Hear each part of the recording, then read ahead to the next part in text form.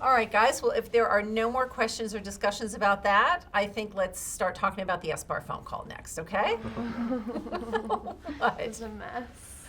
Oh, I don't know that it was so much of a mess. I mean, was it perfect? No. But just like everything else, some parts of it were good, some parts need a little bit of polishing up. And that's what we're going to talk about. And you know what? If you guys think about what your SBAR phone call sounded like 2 semesters ago, yeah, you have come a long way since then, okay? All right, so let's talk about that. And, specifically what I want to talk about with regard to the SBAR phone call is prioritizing that information that goes into the background discussion. And, it's a real challenge because when you do an SBAR phone call, you got to balance being brief with being complete.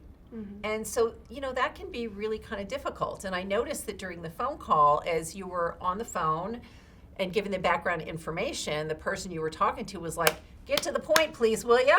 And, guys, that's feedback right there. And so let's start from the beginning and just talk to me, guys, about how you decided what you were going to include in the background information. Well, I know I wanted to identify the patient by their name, their date of birth, their age, what brought them in, and what's going on while they're here. Yeah, and I thought that we should include the past medical history, but that seems like when Nadia got interrupted by the provider. We just wanted to ensure the provider had all the information they needed to make the right decision. Okay, I get that. I think there's some good thinking there, and I agree we want to give complete information, so where's the balance? That's our challenge here today, is trying to figure out how we balance those two things. And so let's kind of start from the beginning and break it all down. So with regard to the patient's identification, past medical history, that's where we need our balance. So the situation that you guys were calling about, and I think you did a good job on that, was the patient was short of breath and had an O2 sat of 90% on O2 at 2 liters and had some crackles in their bases. So if you think about that, oxygenation problems, crackles in the bases, shortness of breath, what we have to do is trim away any information, that past medical history, that doesn't have anything to do with the current patient problem.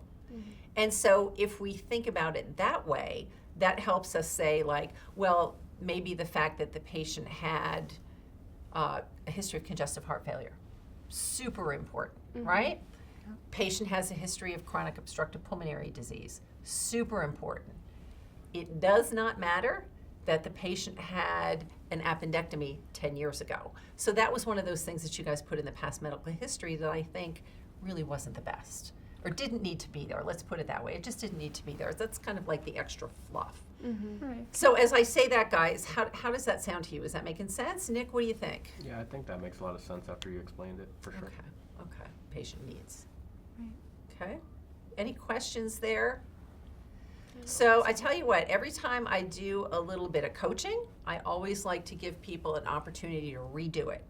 So I'm going to add, any one of you guys can volunteer to redo the SBAR phone call from the top. Who'd like to give it a try? Not me. I'm okay. I guess I'll Nick, give it a it's shot. you, man. All right.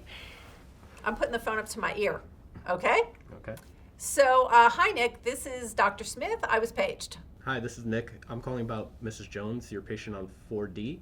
She was admitted 3 days ago for removal of an abdominal mass. She's developed shortness of breath, and she's now requiring O2 at 2 liters to keep her sat above 90%. I'm also hearing crackling in the bases. This all developed in the past hour, and she has medical history of heart failure and COPD. I do know she takes 40 milligrams of Lasix every day at home. High five. So much better. Did you guys hear how clean that was? Yes. Like just the pertinent information that has to do with this situation. The provider can always ask you more questions later, but for the SBAR phone call, we want to keep it kind of lean. So what questions do you guys have about this? Anything else? I don't think so. No. Okay. All right. Great job, everybody. Thanks for jumping in and doing that with me, Nick. All right? All right, we'll see you guys next week. See you next week. All right.